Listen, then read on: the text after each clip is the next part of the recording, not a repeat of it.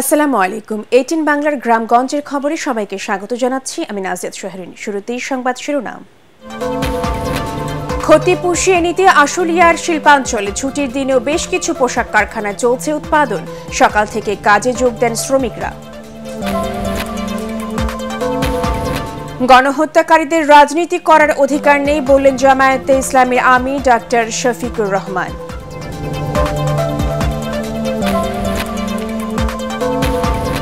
এবং নানা আয়োজনে সারা দেশে পালিত হচ্ছে বিশ্ব পর্যটন দিবস।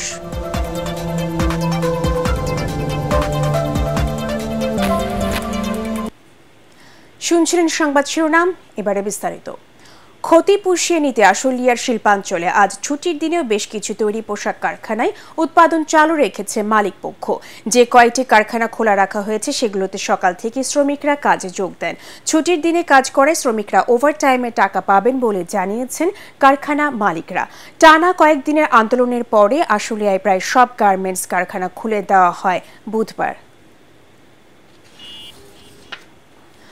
গণহত্যাকারীদের রাজনীতি করার অধিকার নেই বলে মন্তব্য করেছেন বাংলাদেশ জামায়াতে ইসলামীর আমির ডাক্তার শফিকুর রহমান।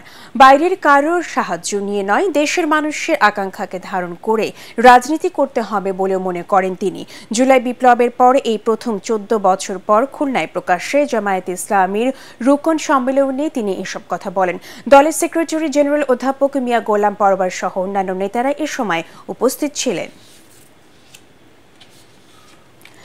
দেশের প্রকৃত গণতান্ত্রিক চেতনা ফিরিয়ে আনা এবং স্বাধীনতার সার্বভৌমত্বকে সুসংহত করাই জুলাই গণ অভ্যুত্থানের শহীদদের রক্তের প্রতি সম্মান প্রদর্শনের একমাত্র উপায় বলে মন্তব্য করেছেন বিএনপির স্থায়ী কমিটির সদস্য সালাউদ্দিন আহমেদ। সকালে কক্সবাজারের পেকুয়ায় ছাত্র আন্দোলনের দ্বিতীয় শহীদ ওয়াসিম আকরামের পরিবারের সাথে সাক্ষাৎ শেষে তিনি এসব কথা বলেন। ছাত্র আন্দোলন চলাকালে 16 জুলাই চট্টগ্রামের হালি শহরে পুলিশের গুলিতে নিহত হন ওয়াসিম।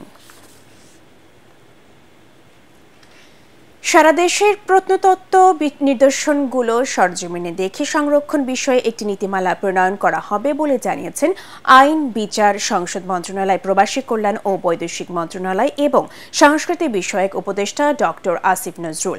মুন্সিগঞ্জের ইন্দ্রাকপুর দুর্গ, রাজা হরিশচন্দ্রের দিঘি, মীর কাদিম সেতু ও বাবা আদম শাহী মসজিদ সহ বিভিন্ন প্রত্নতাত্ত্বিক স্থাপনা পরিদর্শন শেষে তিনি কথা জানান। আয়ত্তাধীন যে সমস্ত স্বপ্ন দেখো, জীবন গড়ো, এই স্লোগান নিয়ে বরিশালের প্রথম আলো ও শিখর পক্ষ থেকে এসএসসি পরীক্ষায় জিপিএ 5 প্রাপ্ত কৃতি শিক্ষার্থীদের সংবর্ধনা দেওয়া হয়েছে। শিল্পকলা একাডেমি মিলনায়তনে অনুষ্ঠানে অন্যান্যের মধ্যে বক্তব্য রাখেন বরিশাল সমাজসেবা অধিদপ্তরের সহকারী পরিচালক সাজ্জাদ পারভেজ, শিখর প্রশাসনের নির্বাহী হেমায়েত উদ্দিন ও প্রথম আলোর বরিশাল জেলা প্রতিনিধি জসিম উদ্দিন। পরে কৃতি শিক্ষার্থীদের সনদ ও ক্রেস্ট দেওয়া হয়। এই আয়োজনের মিডিয়া পার্টনার 18 বাংলা।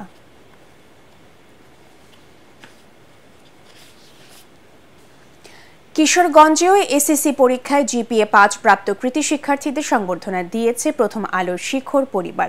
সকালে নেহাল গ্রিন পার্কে প্রায় 900 শিক্ষার্থীকে এই সংবর্ধনা দেওয়া হয়। এতে অন্যান্যের মধ্যে বক্তব্য রাখেন কিশোরগঞ্জ সরকারি মহিলা কলেজের অধ্যক্ষ প্রফেসর আব্দুল হামিদ, গুরুদোয়াল সরকারি কলেজের ইতিহাস বিভাগের অধ্যাপক Kazi Karimullah, Shikhor biology mentor doctor Tanjima Ahmed Antor, প্রথম আলোর আঞ্চলিক সংবাদ সম্পাদক তুহিন সাইফুল্লাহ ও 18 বাংলার জেলা প্রতিনিধি সাইফুল মালিক চৌধুরী। অনুষ্ঠানের মিডিয়া পার্টনার 18 বাংলা।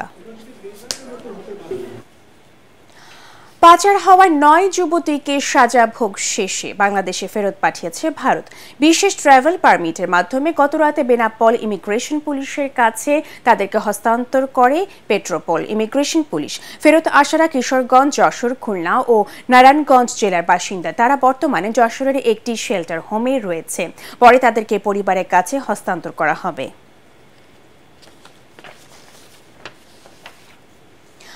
পর্যটন শান্তির সোপান এই প্রতিপাদ্যে নানা আয়োজনে সারা দেশে পালিত হচ্ছে বিশ্ব পর্যটন দিবস। সৈকতের শহর কক্সবাজারে এ উপলক্ষে জেলা প্রশাসনের উদ্যোগে র্যালি বের করা হয়।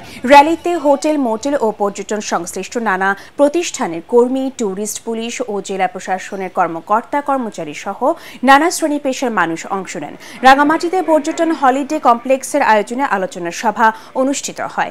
সভায় বক্তারা পার্বত্য এলাকাকে আধুনিক পর্যটন নগরীতে পরিণত করতে পারলে পর্যটন শিল্পের আরও প্রসার ঘটবে বলে মন্তব্য করেন। হবিগঞ্জে এই উপলক্ষে র্যালি ও আলোচনা সভা অনুষ্ঠিত হয়। পরে শিক্ষার্থীদের মাঝে ফলজ ও ঔষধি গাছের চারা বিতরণ করা হয়।